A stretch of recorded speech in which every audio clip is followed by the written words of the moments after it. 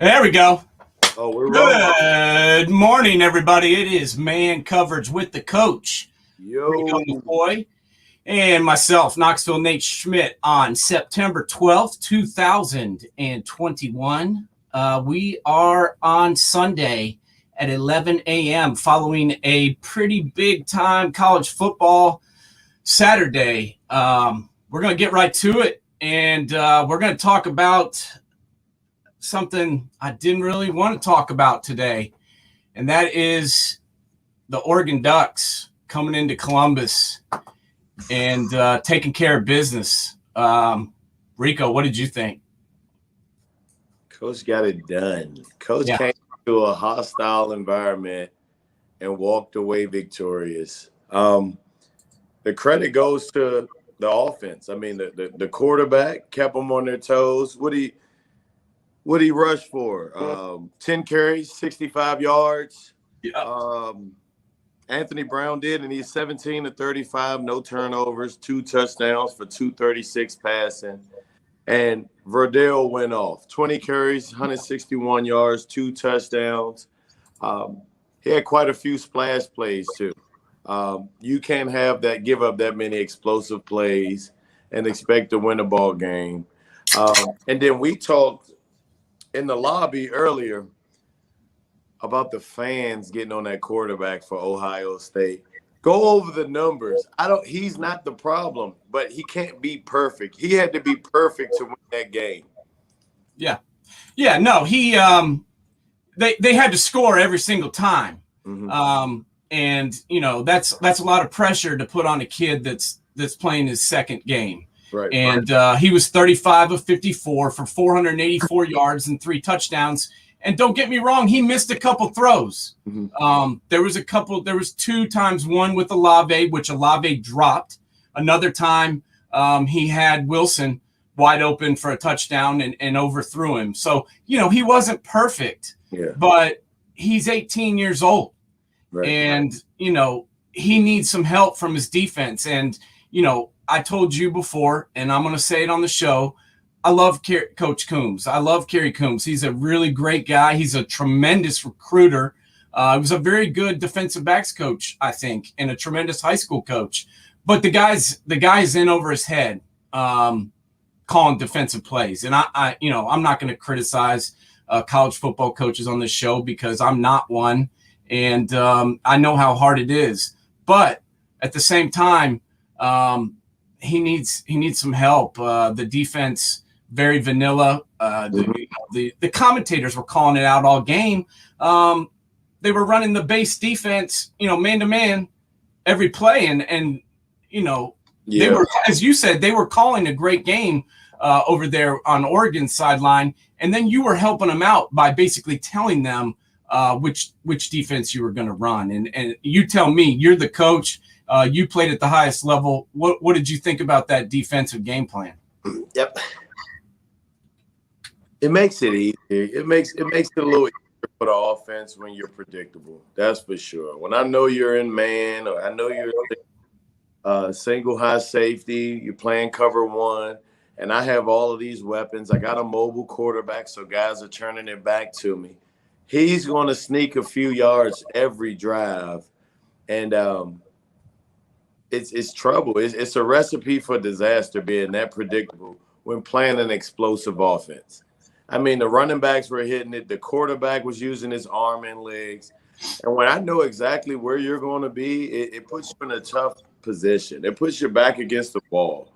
And I think he could have took some more risks with some pressures and disguising some things because, like the commentators were saying, it was pretty bland out there.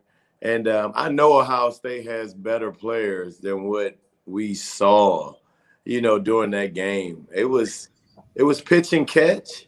It was pitch and catch for quite a bit, and the running back had lanes. And, I mean, granted, that is a pretty good offensive play caller for Oregon. I like what Cristobal's doing over there, too. He's bringing new life to the program. They were missing 2 of their best players, Kevon Thibodeau and the linebacker. Both of them didn't play from the beginning, and then they had 2 other defensive starters that went down to injury. So that, in the second half, they were playing without 4 starters on defense. And so I thought they did a tremendous job there. And then also, like you said, on offense, that Markman's called games before against Ohio State. He was the offensive coordinator at Penn State previously. And so he wasn't intimidated, and he knew certain things to do against the Buckeyes that would work. And let's be honest, that play, running that, wide receiver cracking on the linebacker, guard pulling out to the left and running that sweep play, they ran it 3 straight times and scored 3 straight touchdowns. And that's unacceptable, in my opinion. But if somebody's running the same damn play, that's what bothered me. Yep. But, that was Ryan Day's first loss in the regular season. I know Buckeye fans, they lose a game and they all want to jump the ship on the season and woe is me. But I'm not like that. I am a Buckeye fan first and foremost, and so I was upset that we lost. But losing one game against a good football team, doesn't end your year, in my opinion. But the Pac-12 certainly has shown that they were underrated. Nobody picked UCLA to be any good. Nobody really, Oregon was in the top 20, but nobody picked them to win this game. And they dominated us in the offensive line. And that was surprising. So, okay, that's over. Let's move on and talk about happier things. The Jacksonville State squad lost week 1 to UAB. And Florida State week 1 looked pretty good against Notre Dame. Things kind of took a turn for both teams this week. What do you think happened on Saturday over there in Florida? Florida State should have definitely won this game. Last couple of plays came down to just assignment football and being disciplined. That's all that was. But I will say this: it's the head coach's job to get those boys up for every game. If you were treating Jacksonville State the same way you were Notre Dame or Clemson, this never probably happens. And I will say this: Jacksonville State had more to play for. Jacksonville State showed up thinking it's a chance to take down a historic program in Florida State. Now, we know they're in the rebuilding phase right now, but still, a win over Florida State's a win over Florida State. And they seized the moment. Florida State let the guys stay in the game the whole time. And guess what? When that happens, it's a 50-50 ball game at the end of the fourth quarter now. You can't let teams stick around because you know what happens? They build up confidence. They get to playing bigger than what they actually are. And now you get this result. You get a team that, hey, you're upset now. You took a loss, and you shouldn't have. Yeah, the Gamecocks definitely weren't intimidated. Even, down 14-7 at halftime, they came back and outscored them 13-0 in the fourth quarter. And I think Zarek Cooper, the quarterback for Jacksonville State, had a pretty good day, 17-38, 242 yards, 2 touchdowns, no interceptions, which I think was key. And that defense, holding Florida State scoreless in the fourth quarter, I think is pretty impressive, in my opinion. Hey, kudos to that head coach and D coordinator. Job well done. Listen, what they say is about how you finish. Yeah. They came out, they made the proper adjustments, and they shut it down. Yeah. No, I think they're to be commended. And I was pretty happy for their program to see them go in and beat the Seminoles like that. We talk about it on this show. We've talked about it, me and you, before. Some of these programs are not the same as they used to be. Nebraska, that team up north who, we won't name. Tennessee is in that category. I'm afraid, for Longhorn fans, Texas is in that category. They're not the same teams they were a long time ago. But, Florida State showed life last week and played, Notre Dame very tough and took them to overtime. So that's a good victory for Jacksonville State. I agree. Moving on, since we're talking about Florida State playing Notre Dame, we'll talk about what they did a week later, taking on Toledo on the Peacock, making their fans who have watched Notre Dame football for 100 years or listened to it on the radio, national TV broadcast. Now you have to pay, buy a subscription to watch the game against Toledo. So I want to know what Notre Dame fans were thinking when they paid $7 and then are watching the Rockets kick their ass up and down the field. Now they came back and won. Notre Dame did not lose. They came back and won 32-29, but I think this might be a wake-up call for Coach Kelly and the boys. What did you think, Rico? Definitely a wake-up call, but at the end of the day, they get a chance to write it without getting the L in that column. I mean, they look, it's the best teacher you can have.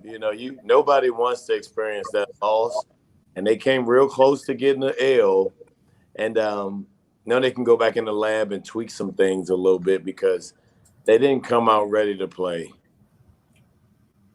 No, they did not.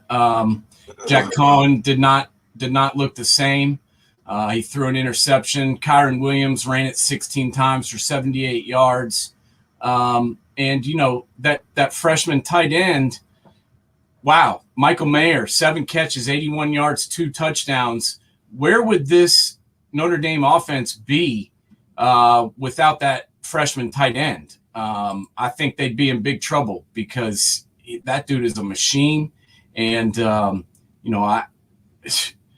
know this is a stretch, but that guy could be playing on Sunday right now. He's a dude, man. He is a dude. He doesn't look like a freshman in college to me. No, that's when I watch the Irish play. That's a grown man's body. You see him. He'll be there. He'll be playing on Sunday soon enough. He can block too, is the thing. He's a great pass catcher, but if you watch him on the inline sets, he can hook the end and set the edge. He can get out in the second level and take on a linebacker. He's got that kind of foot speed. I'll give him credit. So I guess we will have to talk about that team up north because they did win. And were able to they were the one team that was actually able to take out the Pac-12 opponent, and they beat the Washington Huskies at home, 31-10. What do you think about the Wolverines' victory? They got to win, and you know what? Their run game dominated. Blake Corum from St. Francis in Baltimore. He's a proven running back. He's a bad man. What did he finish with? 171 yards, 3 touchdowns, off 21 carries. And then, then the other back, Hassan Haskins, 158 yards in the turn. So we're looking at, 345 yards rushing, from Michigan to win the game. But here's what's startling to me. They only had like 50 yards receiving, though, or something crazy like that. So I'm thinking, on one hand, you're happy as a Wolverine fan that you won the game and your O-line and running backs were dominating. But on the other hand, you're like, we need a passing game. We need a QB. We need a consistent passing game too. I mean, because you're a one-trick pony right now. You can run the ball, but when that stops, it's over. It's over with for Michigan. So I don't know, man. They dominated a Washington team that, who they just lose to? They lost to Montana week 1. So it's I don't know, man. It's impressive, but then it's also like, wait, is it really? You guys just lost to Montana. So I guess Michigan did what they were supposed to do to Washington. They ran the ball all over them, but I need to see a passing game from Michigan before I can say, hey, they're improving. No, I think you couldn't have said it any better. Cade McNamara was 7 of 15 for 44 yards, 2.9 yards per completion with a quarterback rating of 16.2. That's not going to get it done when you get down and are playing, Penn State, playing Ohio State down the road. But even if they play I don't know if they play Minnesota this year, but you don't beat them with that. Yeah, no, you can't. But I was impressed with the running game. You know, they have to play Wisconsin. They do not play Minnesota this year, but they do play Northwestern. They do play Michigan State. They got to play Indiana, Penn State. But yeah, they may be dodging a bullet not having to play Minnesota because you got to be able to throw the football to beat them, and they haven't proven that. You know, they've been rotating quarterbacks up there for 15 years. Without much success. And, you know, they shipped Joe Milton's ass out of town. And, you know what? I'm not so sure this guy's much better, to be honest. We'll see. We'll see. But Chris Peterson leaving the Washington program, you know, it shows. That guy is a first-class dude. That guy is a tremendous football coach, no matter where he was at, Boise State, Washington, wherever. And when he leaves, you can see the after effects. So we'll leave that game for what it was. But we've got to discuss going back to, I guess we can call it an SEC game now, since Texas is moving to the Southeastern Conference. They may want to rethink that, considering they got their ass kicked playing one of the lower tier teams in the SEC, or used to be, Arkansas. You know, Sam Pittman, me and you talked about it before. That guy, he's come in and changed the culture, and he's done it really quickly. That's a pretty good win in my estimation, especially considering Texas was ranked. You know, I'm not sure they were the 15th team in the country, but that's what they were ranked. What'd you think about that one? I'm excited. I was excited to see it. Arkansas, we talked about him last year. Sam Pittman's an old school football coach, a tough, gritty grinder. He's going to make, you know, teams be physical. He's going to make his O-line's going to be physical. They're going to have that hard-nosed, blue-collar mentality, and that's what you're seeing happen right now. They're getting better by the week, and I'm happy. I like when teams are competitive in the SEC. Like when I played, we had we played those guys that had McFadden and Felix Jones and Peyton Hillis and Monk, the big wide receiver. They had guys. Wait. Let's talk about that for a second. Peyton Hillis, yeah, Felix Jones, and Darren McFadden all in the same backfield. You had to tackle all three. That had to be a long day now. Yeah.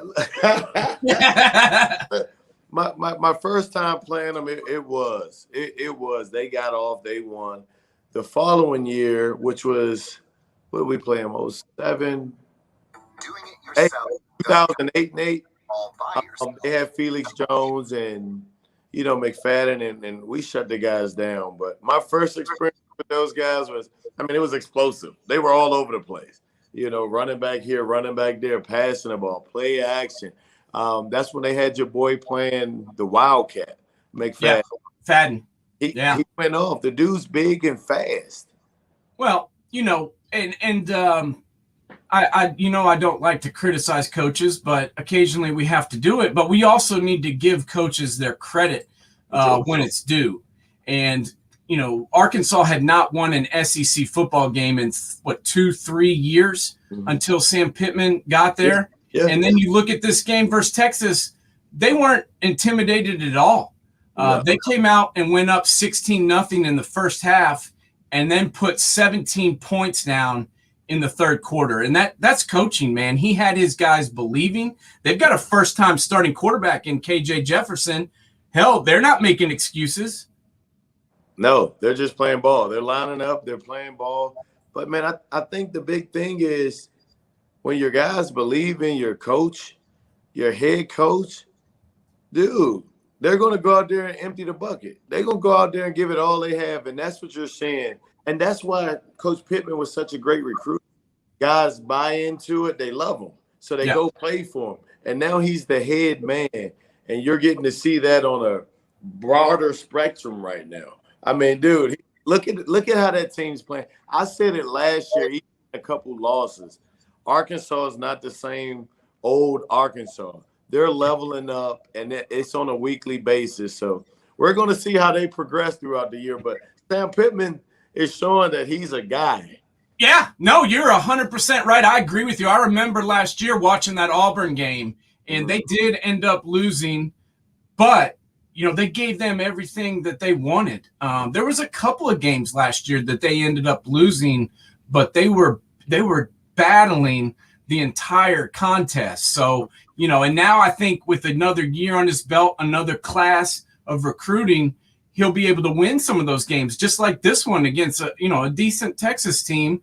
That's a big win for Arkansas and a big win for Coach Pittman. And, I think that the folks in charge over there at Arkansas deserve some credit for going out and Coach Pittman's never been a head guy before, but he's always been a tremendous offensive line coach. He's always been a very, very good recruiter. Right. And, he just needed a shot. And now that he got it, he ain't looking back. And I give Coach Pittman some credit, man. That was a big victory. And I've been very impressed with what that team's looked like since he took over. So moving on from that, we got to go back to the Big Ten / not the Big Ten with the battle of the state of corn. And the Iowa State game, we talked about the Cyclones and whether or not they were a top 10 team. And I got to be honest, after watching them play 2 weeks, I agree with my start of college football assessment. They are not a top 10 team. Now, Iowa's look pretty good. They're playing Iowa football. They're controlling the line of scrimmage, which they always do. They've always got a great offensive line. Usually have a really good defensive line as well. And they came out and took care of business and got the win. This was probably the best matchup of the week with number 9 versus number 10. And, they only won by 10 points. But to me, honestly, it felt like a little bit more than that. And Brock Purdy, what the hell's happened to this guy? This guy was a, top 10 NFL draft pick, potentially. And now he throws 3 interceptions and gets replaced. What the hell's going on with him? Look, I have no idea. Listen, I have no idea. He was riding high on the waves coming into this season, and he's crashing right now. And, there's a lot that can go into that. And I don't know his case. I hadn't really been following him. I know we talked about the preseason rankings for those guys, which neither of us agree with. But I don't know what's going on. The coaching staff, did it change at all? Does he have the same coach, position coach? Yeah, they have the same coach. Are they trying a new offense? Like, I didn't get to catch the game. I looked at that line, and I saw that he was replaced, and I can't wrap my mind around it. I don't know what was going on. What happened? What caused him to play like this? I don't know. This has been going on now since last year. The 2 years ago, 2019, pretty solid season. Threw over 3,000 yards, threw over 25 touchdowns, and looked like a guy that could run and throw it and really take command of the offense. And ever since then, he's regressed. And I'm with you. I can't really explain it. I can't tell you what's happened to him, but his game has taken a step back. And I got to be 100% honest. That was he was the difference in the game. I mean, he threw a pick 6. He had 3 interceptions, and 2 of them led to touchdowns. And when they took him out and brought in the lefty, Hunter Deckers, who's I think is a freshman. I could be wrong on that, but I believe he's a freshman left-hander. He came in and went 11 for 16 for 114 yards and a touchdown and looked pretty good. So my question now is, do you go back to Brock Purdy and put him back in, or do you stick with this kid? I don't know. That's going to be up. Matt Campbell gets paid a lot of money to coach at Iowa State these days, and he's going to have to earn it now. Yeah, that's the decision. That's the tough part of being a head coach or even coordinator. And you got to be honest. You got to look in the mirror and say, hey, did I put this kid in the best situation? was it on him? Was it on me? Once you're honest with yourself, you make the decision and pull the trigger. To the even playing field and this kid outplayed the other, guess what? At that point, you got to have that tough conversation. Yeah. But that's why he gets paid the big bucks. You got to figure it out, and you got to nip it in the bud right now. No, I agree, man. I agree. I think you may have to you may have to do that and make the move. I mean, especially after that's a good Iowa football team, always good fundamentally, and that's a good barometer as to where your team's at, and where their team's at is their quarterback is not the same guy that he once was, and a guy that I picked to be a breakout player this year is my boy down at the U, De'Aaron King, and week 1, he's playing Bama. I'll give him a little something, but this week they're taking on Appalachian State, who is now quarterbacked by Chase Bryce, who's been on every team in the country, it seems like. He first signed with Clemson and was behind Kelly Bryant and Trevor Lawrence, so he transferred from Clemson to Duke. Had a pretty decent year at Duke, threw a lot of interceptions, but for whatever reason, he moved on. Now he's at Appalachian State, and they gave the Canes everything they wanted. 25-23 was the final. The U came out on top, but, man, Appalachian State, they played them tough, didn't they? They played a ball game, but that doesn't surprise me anymore. It's what you said earlier. You say the U. But, is it really the U anymore? Not really the U. They're Miami. University of Miami. They're trying to get back to the days where they. But, Nate, it's not the same. And guess what? It used to be a huge gap with a lot of these programs. App State every year has been doing what? Climbing. Yeah. So nothing that they do surprises me. Nothing that they do. If I'm in a Power 5 conference, I'm really not going to sign up for an App State game. While I'm trying to, especially if I'm just trying to build a program somewhere in a Power 5 conference, because that is a hard-nosed football program that's done nothing but earn everything that they've gotten so far. They've earned it. They got it the hard way, Nate. Yeah. So, no, it's true. It's a true story, man. And if you go back to the big upset at the Big House, I got to be honest, I was probably the least shocked of anybody that day. I watched Appalachian State win those national championships. When they were in it was 1AA at the time. Now they call it the FCS division, but that didn't surprise me. And they've always had good coaches down there. They've always played tough football, and I think this was a big time game for them and a building block for them to even keep moving up the ladder in Division I ranks. That was a big game for them. I know they lost. I know they came up 2 points short, but I think that was a big game for their program and a big game for Bryce, the quarterback. He's definitely moved around and played for a couple of different teams, but he showed some heart yesterday, and that whole team played pretty tough and gave the Canes everything they wanted.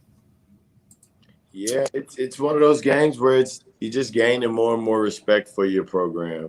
People gonna stop doubting you. People gonna respect you a little more, and your name's gonna carry more weight now because they're always gonna show up. That's the thing. That's the one thing I know. They're always going to show up. Yeah. They did. UConn held a team scoreless for a quarter for the first time all year. Hey, all they had to do was get Randy Edsel to retire. That was something that Joe and I had talked about. I don't know if you saw this, Rico, but, after UConn got blown out week 1 versus Fresno, and then they lost the week after that, I think, I can't even remember. I think it was Colgate. I have to look that up, but they lost week 2 also. And who was it? Was it somebody they had no business losing to? Yeah. I do remember that. Yeah. And anyway, So they're 0-2, and Edsel had announced on Friday that he was going to step down at the end of the season. And then on Sunday, he resigned. I saw that. Well, they made him. Yeah. Yeah, I don't think it was his idea. Yeah, they wanted him to get out of there immediately and probably try to get a couple wins if they can this year. But you got to find that team. Who did they play? It was embarrassing. Yeah. You know what? They had a couple of decent years under Edsel there, and then ever since then, it's just been a different story. And I can't really explain why he wasn't able to bring the magic back, but they did not. And then they played Purdue this weekend and lost 49-0 against Purdue. So apparently. Not having him. It was Holy Cross was the team that they lost to last week. Come Holy on. Cross. Yes, come on, Nate.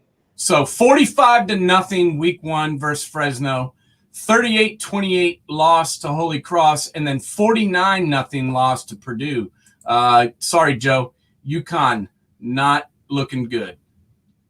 Not looking good, buddy. But anyway, let's talk about our underdog of the week. Rico, why don't you go first and give us your top underdog performer?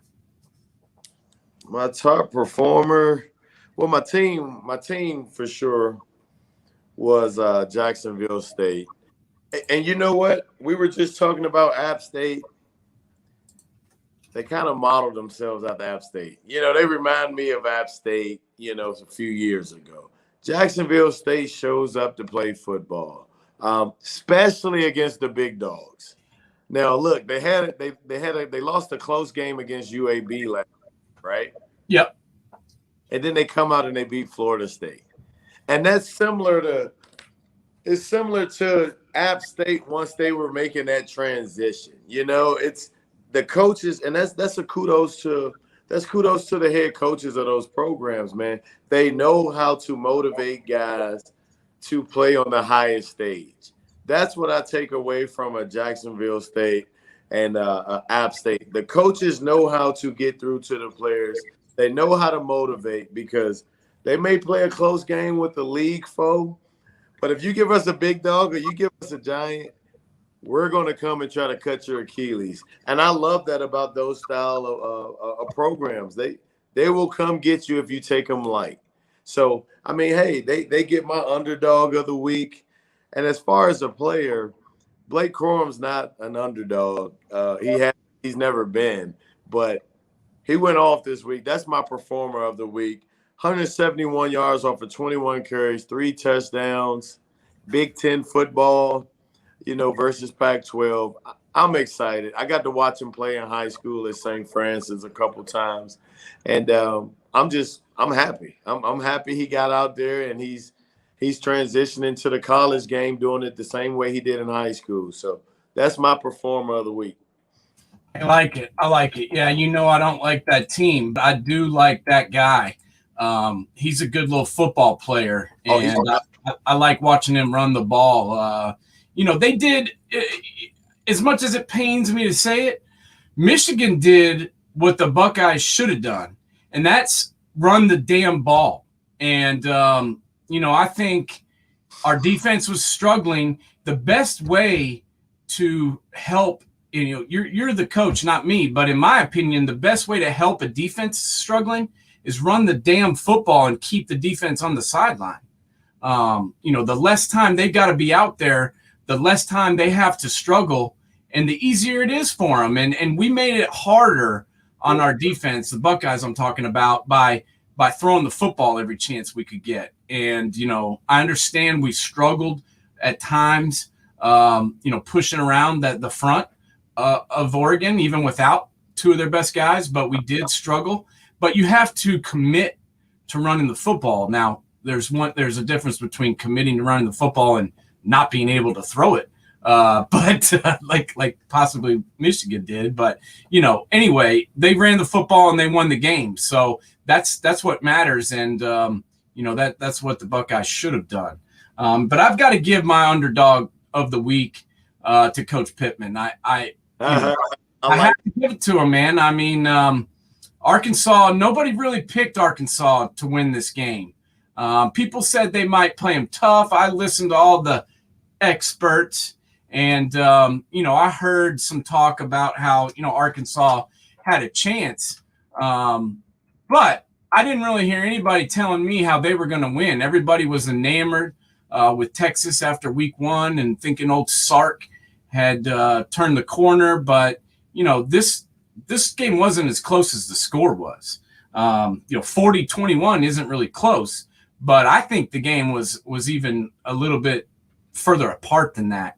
And by that, I mean that they kicked their ass. And I've got to give Coach Pittman the credit that he's due. He's changed the culture. Like I said, he's brought a winning attitude, and it's starting to show, man. That's a big victory over a pretty big program. So I'm giving Arkansas the underdog of the week. And then my player of the week, as much as it pains me, is CJ Verdell.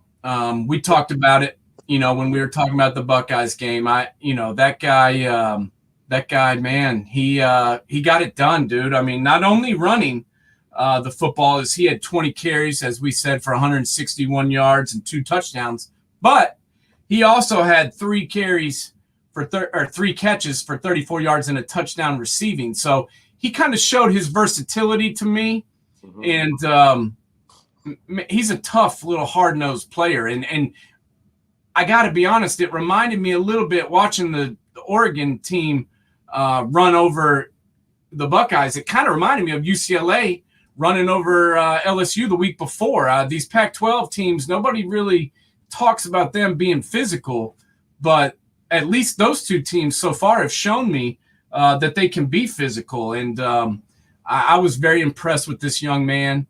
I think he deserves credit. That was a hostile environment. First time they've had fans back to the shoe. You got a coach that's never lost a regular season game, and that didn't sway CJ Verdell at all.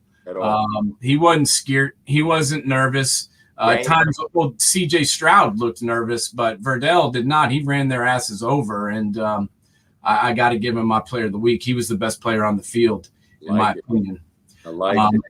So, and I wanted to talk a minute, too, about, we talk about the Pac-12. I give them credit for the UCLA victory over LSU. I give them credit for beating my team down yesterday in Columbus. And then I think we need to talk for a minute about Stanford. I don't know if you saw it, but Stanford put together a pretty big-time game yesterday. I love Stanford's coach.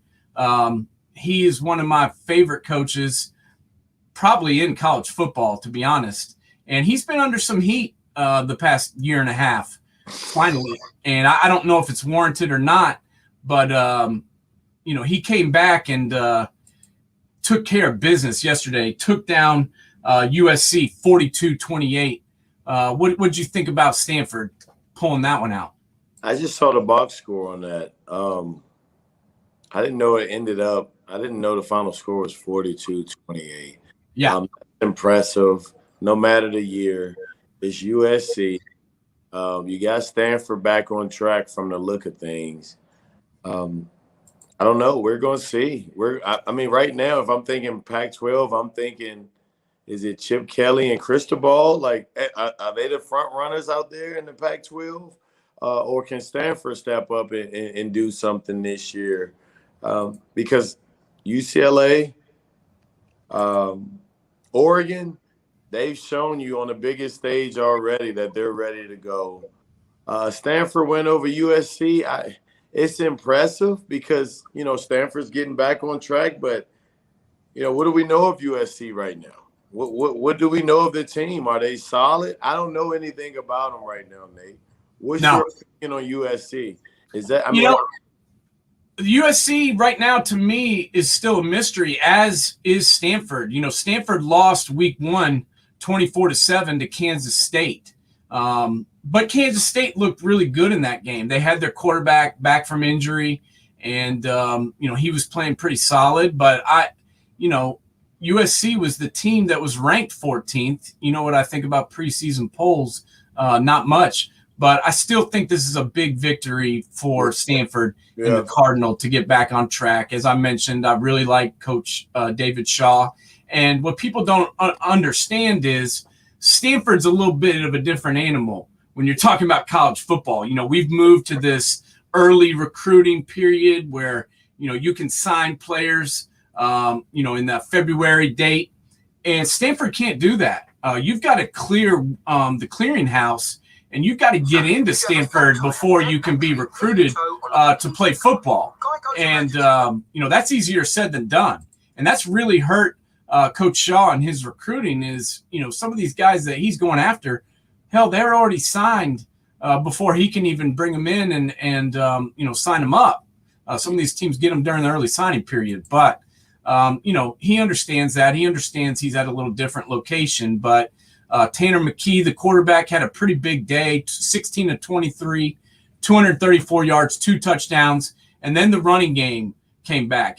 When you think about Stanford and then when they've had success, it's when Christian McCaffrey was there running the football. It was when Bryce Love was there running the football. And they got a new guy, Nathaniel Pete.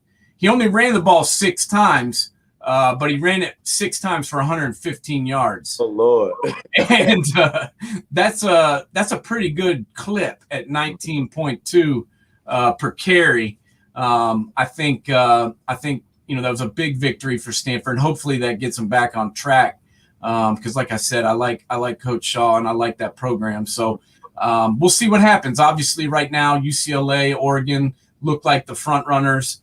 Washington, not really in a good spot at the moment. USC, I don't know what they are. Like you said, I think their coach is in trouble, man. If you know, if they keep having games like that, you know, I don't see him sticking around. They expect to win out there. They expect to win the national championship. They expect to compete for it. And if you don't, they'll ship your ass out, no matter if your name's Lane or Sark or whatever it is. Doesn't matter. It doesn't matter, man. They will. They'll get you out of town. But you know, another team that I think we need to see more of to know what they're about. But played pretty well yesterday is Colorado. Didn't think much of them coming out this year, especially when you know, the transfer from Tennessee was competing for the quarterback position before his injury. I was kind of like, oh boy, that's not good for them. But they played Texas A&M tough yesterday. 10-7 was the final score. I don't know if you caught a lot of that game, but I thought it was a pretty good performance by the Buffaloes. They were prepared. They weren't intimidated. I don't know much about the new coach because the last coach took the Michigan State job. Yeah, Mel Tucker. Mel Tucker took, and look, you know him. You're familiar. Oh, man, he was a hell of a defensive coordinator. He was at Georgia, and, man, that was the defense that went to the national championship. Well, hold on, Nate. Before that, you know, he was at the Ohio State. Oh, yeah. Yeah. Oh, I know Coach Tuck, man. That's where I met him, and I've been following him ever since. He's a heck of a ball coach. And, you know, he left to take the Michigan State job, and this guy's obviously doing a good job. I got to catch a half of that game, and guess what? The guys didn't turn down from contact. They weren't intimidated. They were competing. I mean, they're not a star-studded bunch. No. And they showed up and they played ball. Now, I'm curious to see how A&M looks next week. But, man, right now I'm impressed with CU. They showed up. They put on a good show, if you ask me. Yeah, A&M's quarterback, Haynes King, he went down, I believe, in the first quarter to injury. So, you know, I think we'll give A&M a little bit of leeway because of that. This is a kid that can run it and throw it, and he's a big part of their offense, you know, taking over for Kellen Mond. So him going down, I think, had something to do with it. But I think this, you know, even though Mel Tucker was only there for a year, I think he did, you know, flop that Colorado program around a little bit and make them a little bit more of a physical bunch because they certainly gave A&M and your boy Jimbo all they could handle. They did. And if you go And if you go, I guess, what's that, north of CU, Colorado State, playing Vandy. I had to keep checking in on that game while I was on the bus. But Vandy was able to pull it off. I thought CSU was going to win it, and I was happy that Vandy pulled it off. I don't want to see guys be down that long, especially not in the SEC, man. Like, carry your weight. Yeah.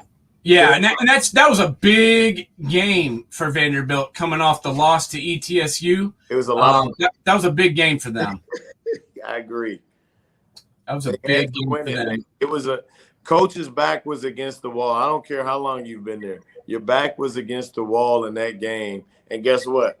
Those guys got them out of it.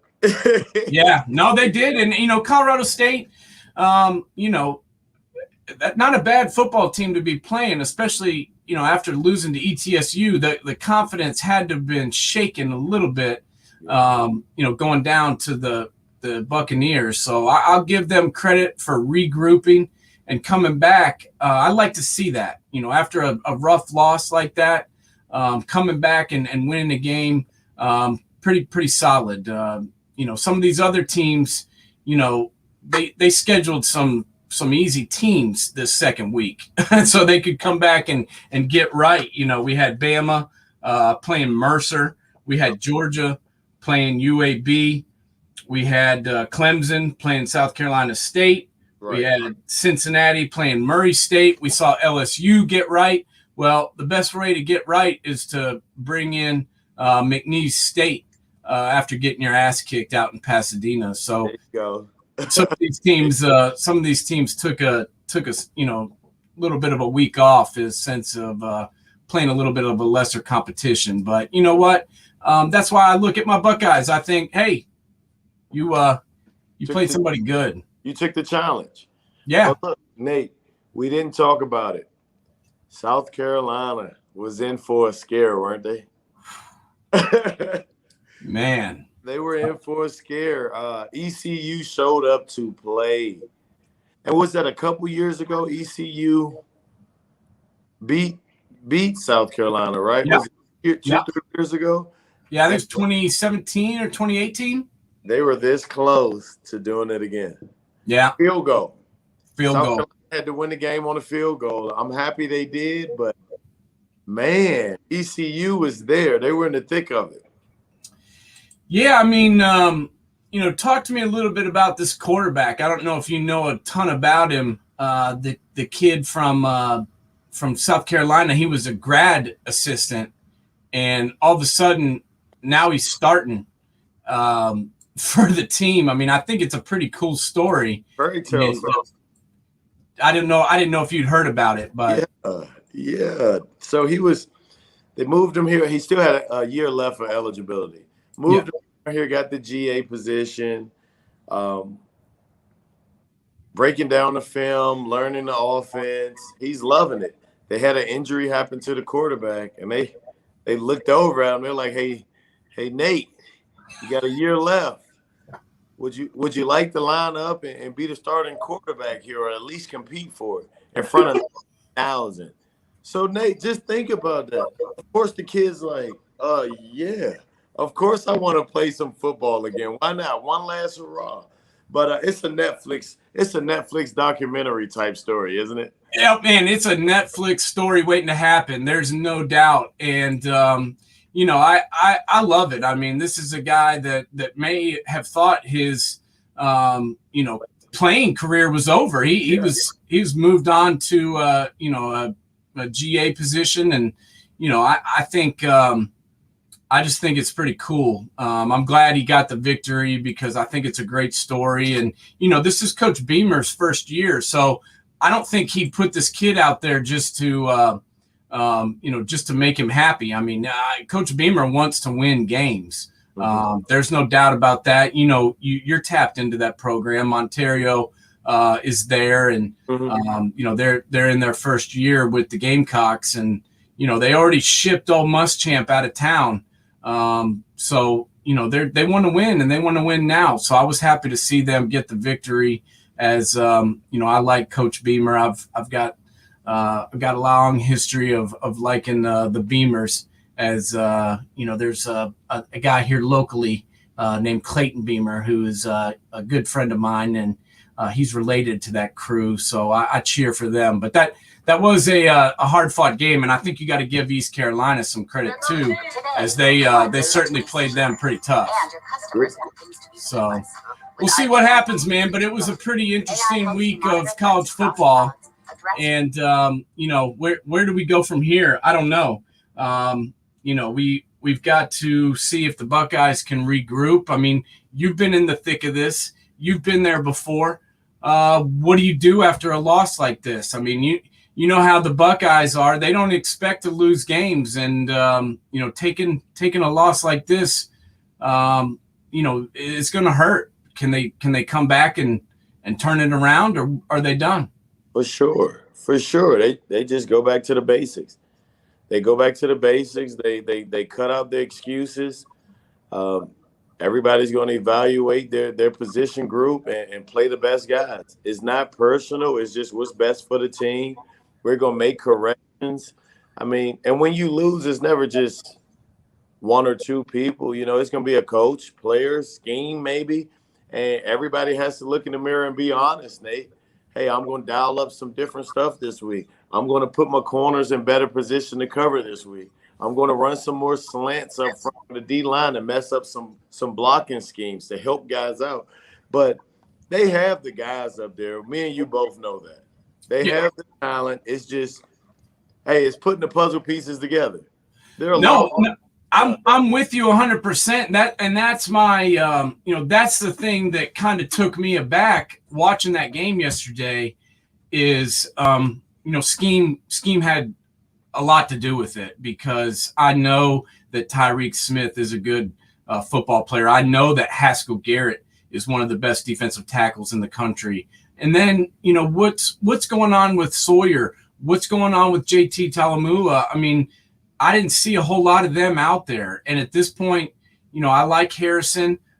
He's shown flashes, but, if he can't get it done, you got to move on to these younger kids, man. I mean, you have to play whoever gives you the best chance to win. And I think Simon and Mitchell have proven that they're really the only two linebackers we got that are good enough to play against those teams like Oregon and like the teams we're going to play at the end of the year to get it done. And nothing against the other kids, but you could tell when Mitchell and Simon weren't in the game, like that one set down at the goal line there on the third down. They brought in 35 and brought in Steele Chambers, who is a running back converted to linebacker, and they ran into each other because they didn't know where to go, and the Vardell just walked in the end zone. So I think you got at this point you need to decide who your best guys are and put them out there. You tell me. I think we may be jumping the gun. Y'all have an outstanding head coach. Let's be real. Yeah, he knows what he's doing. This will probably be fixed before Monday. Like, let's be real. I'm sure they met last night. I'm sure they're probably meeting today. This thing will be fixed, and I'm sure it'll be a better product on the field weekend. Coach Day's the man. I'm sure everything we see, he's probably seen it already and has already come up with a game plan. I got faith in him. That's a beast head coach, man. And I'm sure he's all about adjustments. Listen, you don't make it this far with just now experiencing your first regular season loss without always having an eye on your program. So I'm more excited to see what adjustments he makes, because you best believe he's going to make adjustments. You know that. Yeah, no, I mean, this guy's 24-3. Two of those losses were in the college football playoff to Ohio State and to Alabama and Clemson. And this was his first loss in a regular season game. And you know what? They got beat. But like you said, I've got faith in him. This guy is proven. I was a little nervous when they named him the head coach, to be honest, to everybody. I'm just telling it how it was. I liked him. I thought he was a great offensive coordinator. under Urban Meyer, but you never know about someone until they become the head coach. But everything he's done since taking over the job has proved to me that he knows what he's doing. So I trust in him. We've got some weeks to get right here. We play Tulsa. We play Akron, which I will be at. Man coverage is going on the road in 2 weeks. I'll be in Columbus, Ohio, on the banks of the Olentangy River to see the Buckeyes play against the Akron Zips. So I'm excited about that, and I'm hoping to see what Coach can do firsthand and roll with it. But I think we've got to just go back to it. I mean, the rich get richer, man. I mean, Bama looks like they're the best team in the country again. It's the same. It's like we're watching the same tape on replay, but he just seems to get it done. And then Oklahoma showed me, they bounced back pretty good against that Tulane game a week ago. They dropped 76 on Western Carolina. So I'm pretty excited about seeing what Boomer Sooner can do. But we'll see what happens. I think it's been a fun college football start to the season, and I'm looking forward to seeing what happens next week. What do you think about what's happened so far? It's lovely. Listen, it's college football season. Like, come on. I'm loving all of it. Every week, every week there's going to be some crazy stuff happening. I'm here for it, and we're going to talk about it. Heck yeah, man. I'm glad you are here. I've been enjoying talking college football with you, Rico. I love it. Next week, we've got Nebraska versus Oklahoma.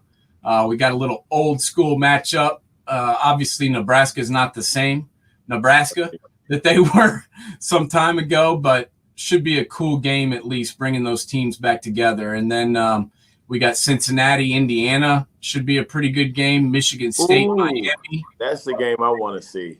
What's that? Was Cincinnati, Indiana? I want to see that one.